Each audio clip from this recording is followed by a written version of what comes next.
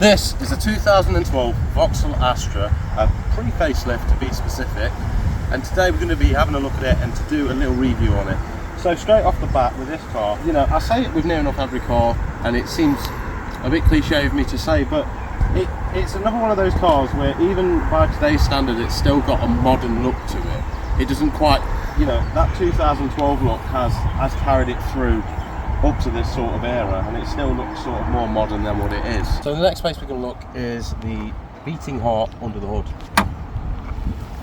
So what you can expect in this one is anything from a 1.2 to a 2 litre petrol, or anything from a 1.3 to 2 litre diesel. This one in particular is a 1.7 diesel engine. On paper it says around 60 mpg combined, and then if you want to go extra urban it's about 72 mpg on paper. Real life, the owners told me you're looking at about 55 mpg, somewhere around there. So it's you know, it's a decent engine at the end of the day. Okay, so the next thing is basically, well, it's a selling point to an estate really. It's the space that you get in the boot. And I don't know the exact figures on literage, but as you can see, it is rather big. And you could probably fit at least 2 bodies in here. I've got to demonstrate.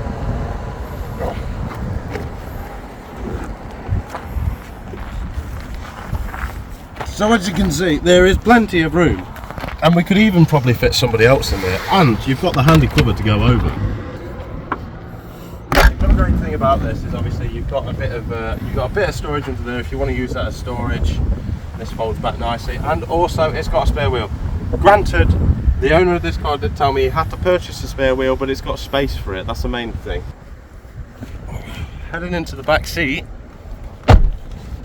again with an estate car, it's something that you like to have. There's a lot of room, leg room, headroom. There's actually bags of headroom, and the seats aren't not comfy because they're really nice.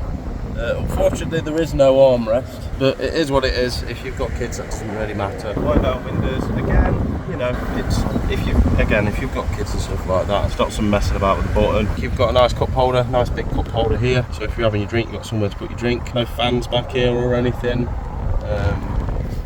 which I thought there would be with it being a bit of a bigger car, just to help with circulation. I don't know if there's any on the floor underneath the seats, but yeah, all in all, quite a nice place to be. The next area is probably the most important area. That's the driver's seat, and you're greeted with a nice comfy fabric seat. Something to mention is you don't just get 1, not 2, but 3 cup holders. Now, I've always had a rant about this, and cup holders are one of the most essential things on a car, and it's one of the things that gets the most overlooked, and they're out here giving you 3, which is really good. On the downside of things, you haven't got an armrest. Now, again, this is probably one of those things where I'm just being really picky, but I don't know if you've ever experienced an armrest, but if you ever have, you don't want to go back, because it's just so comfortable to chill out like that, and it's something for this arm to do. But it's not the be all and end all at the end of the day. You get your 6-speed transmission with this, quite smooth.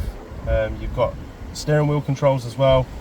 Another thing that's a pet hate, if you ever get a steering wheel and it has no controls on the steering wheel, I think it's just nice to have something for your thumbs to do.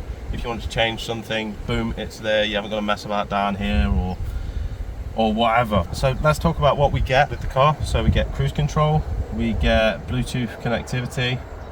Not 100% sure if on this model it is for music and answering calls. From what I'm told, you can get models where it is for both, can get models where it is just for one.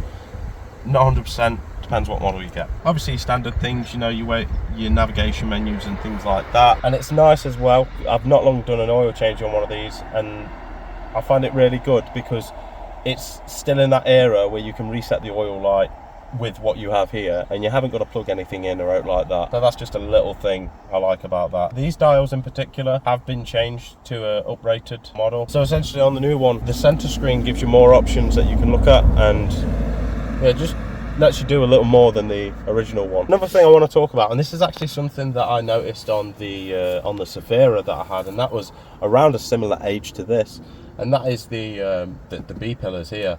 Now, they just seem a bit bulky for me, and although it doesn't completely take out your visibility, it does challenge you a bit sometimes if you're in like one of those hard places to get out or whatever, or you need to see around a corner. You do have to sort of crane your neck slightly. And that little window, you can see a bit through there, but again, it's just this pillar going up here is just really thick. So now we've got obviously one of the most, well, the most important aspect to a car, which is driving it. And this drive's quite nice. Everything feels quite well put together. Steering feels adequately light. It's not too light to the point where you can't feel anything, but it's light enough, and it gives you a bit of feel into the road. So you can feel a bit of resistance when you give it some beans. It's just, what can I say? It's just a nice, reliable family car. That's really all I've got on this. The steering wheel feels nice and chunky. And like I say, you just get that nice bit of resistance. And then when you get onto the straight, you can pin it a bit. It's got a good bit of give. A lot of people in the reviews said the steering seemed a bit sloppy, but if I have to be honest, like, I can't really feel it. It just feels nice. Like I said, it's got enough lightness so you're not fighting it too much, and it gives enough feedback for you to feel the road. Again, when driving, it's just that visibility thing of that B-pillar really, more than anything. That's the only thing that really lets the driving down. It's comfy, it's nice, and it's, you know, I always say it with a lot of cars, it's one of those cars where you can just probably sit on the motorway for hours and come out the other end of it quite happy, to be fair, and not all cramped up. Everything does feel nice, and you know, there's nothing squeaking. You ain't got any of that squeaky plastic going on or anything like that. It's just a nice car. Another thing I didn't mention about this car is it's only got 124k on the clock, and there's a 1.7 diesel with 124k on the clock, so it's barely been touched. Engines like these, they will go up and up and up to 200k easy.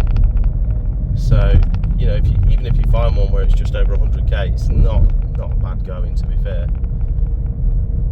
But all round, it is just a smooth, practical, reliable daily. That's to sum up, and it does everything you'd want it to do. But that is it for this video, guys. If you did enjoy this video, if you found this video helpful, please don't forget to like, subscribe, and maybe even hit that bell icon for notifications on future uploads. But until the next time, peace.